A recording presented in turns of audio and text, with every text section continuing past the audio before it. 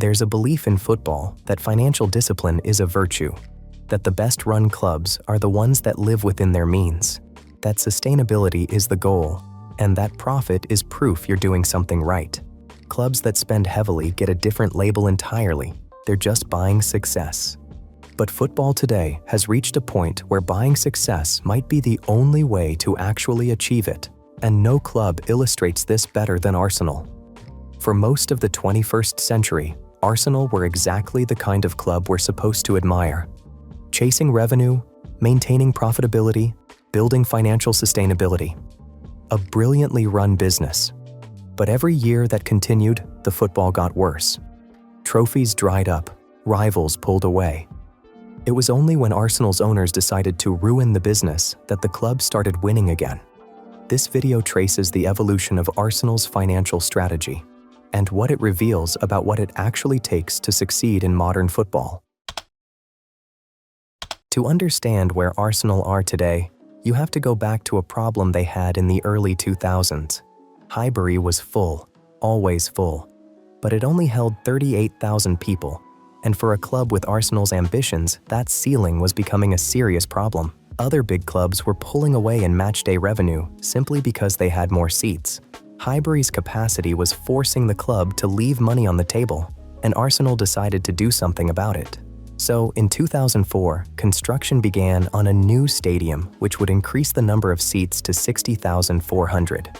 And once the stadium was completed, matchday revenue growth did follow. Matchday revenue went from £37 million in 2005 to £90 million in 2007, the first full season at the new ground, representing a 140% increase in 2 years. This dramatically changed the revenue makeup, making matchday the most important source of revenue, representing 51% of the club's total. However, funding the stadium was a big challenge, considering the fact that it received no public subsidy from the government. Beside the massive costs for construction, Arsenal was required to buy the site, which sat on one of London's most expensive areas. So, the club was forced to find ways to generate the money to finance the new stadium. Selling players, signing new sponsorship deals, and reducing the wage bill were ways Arsenal tried to find money for the stadium. However, the stadium cost £390 million, and these moves did not generate enough money. In the end, Arsenal took on a long-term debt package to get it built. The stadium paid for itself in terms of income. The debt, though, changed everything about how Arsenal operated. From that point on, Arsenal ran like a business first and a football club second. The strategy was simple: grow revenue, control costs, stay profitable, and pay down the debt. And by those measures, it was a remarkable success. By 2017, total revenue had reached £417 million. Broadcast revenue, boosted by the Premier League's soaring TV deals, made up 48% of that. Commercial income was also growing as the club were becoming better at monetizing their brand, and matchday revenue kept climbing as the club introduced smarter pricing and expanded hospitality. This growth helped the club remain profitable throughout these years. In fact, Arsenal was constantly profitable from 2004 to 2018, generating a total net profit of £317 million throughout this period. This allowed the club to manage the debt situation and not let it get out of control. Cash reserves, which stood at just £26 million in 2004, had grown to a record £231 million by 2018, giving the club a massive liquidity buffer. So, by all means necessary, Arsenal was doing extremely well financially during the 2004 to 2018 period. Profitability was strong and consistent, debt was very manageable, and cash reserves were growing. On paper, this was one of the best-run football clubs in the world, but football isn't played on paper, and this strategy had an obvious trade-off. See, the reason why Arsenal was successful financially is because they had employed a very restrained sporting strategy, defined by cost control and careful spending. And for football clubs, a massive place they can cut and manage costs is at player trading and wages. Look at this. This is a chart showing player amortization from 2004 to 2017. If player amortization rises, it means that the club is investing in players and future amortization burden is increasing.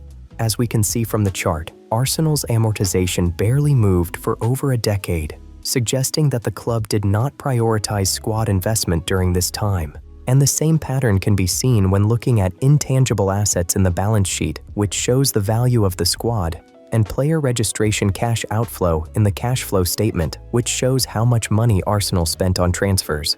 As we can see, Arsenal's financial discipline constrained the football side, and this was happening at exactly the moment Chelsea and Manchester City were reshaping what it meant to compete at the top of the Premier League. Roman Abramovich arrived at Chelsea in 2003. Sheikh Mansour bought City in 2008. Both were willing to absorb enormous losses and inject enormous capital. Arsenal were doing neither. This meant that Arsenal struggled to compete with clubs backed by owners willing to absorb much greater losses or inject much more capital. And the on-pitch performance reflected this lack of investment. In terms of trophies, from 2005 to 2018, Arsenal won the FA Cup 4 times and the Community Shield 3 times. During this time, they failed to win the Premier League and only came second twice. Although Arsenal was playing Champions League football consistently, the club never managed to go beyond a semi-final in 2009 and often crashed out in the round of 16 phase. So, as we can see, during this period, Arsenal was a very well-run business, but not a world-class football club competing for the biggest trophies. Something had to change, and it did change in 2018.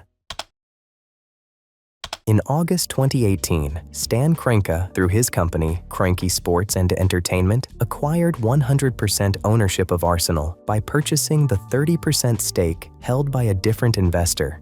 And once KSE took full control, things started to change. Revenue growth was still the name of the game, and again, Arsenal have been quite successful in this front. Income grew from £400 million in 2018 to around £690 million in 2025, making Arsenal the third largest club in England in terms of revenue, behind only Liverpool and Man City. The gap to that pair was £11 million and £3 million respectively.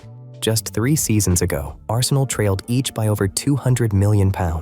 In 2025, Arsenal earned £273 million in TV money, a club record and the 6th highest broadcast income figure in English football history.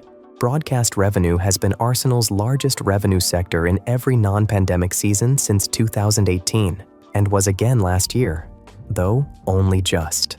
Just £9.6 million behind were commercial revenues, an income stream which has grown hugely under KSE's sole ownership. Arsenal's commercial income has risen 146% since 2018, and they've moved into the top 10 commercial earners worldwide. At £263 million, commercial income was higher than the total turnover of 12 Premier League clubs in 2025. A key driver has been a kit deal with Adidas, first inked for the 2020 season before being extended in September 2022. The Adidas agreement is Arsenal's biggest commercial deal, but far from their only notable one.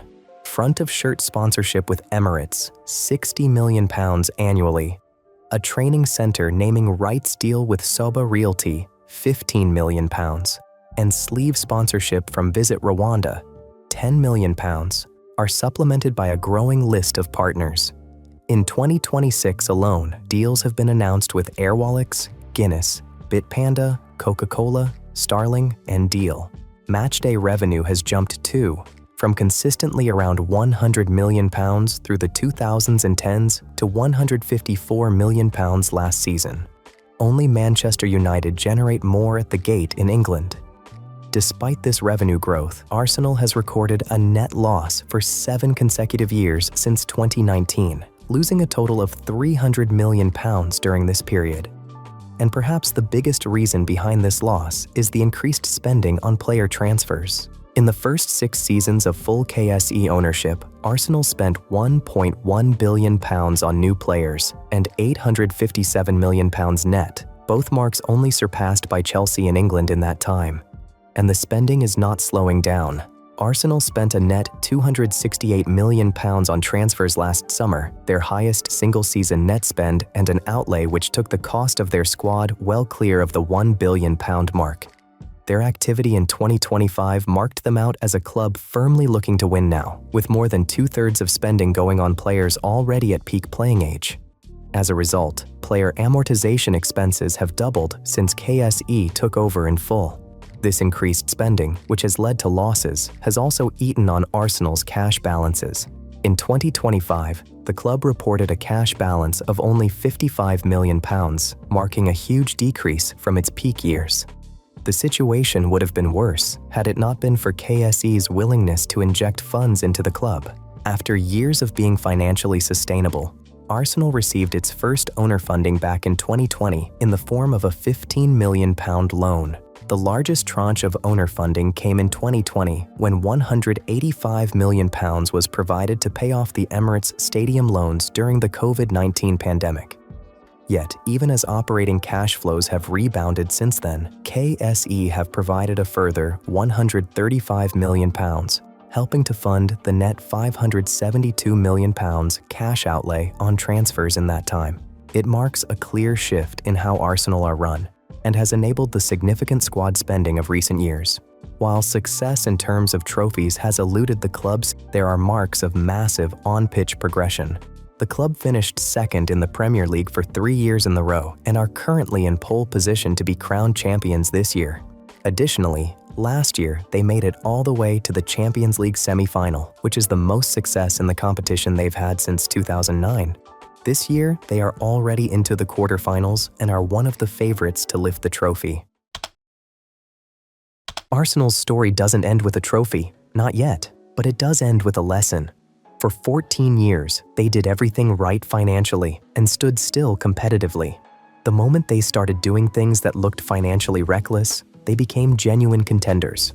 That's not a coincidence. That's the modern game. The rules have changed. Sustainability used to mean security.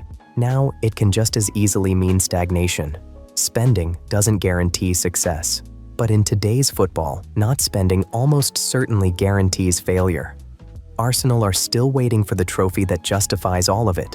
But the arc of their story already tells you everything you need to know about where football is and where it's going.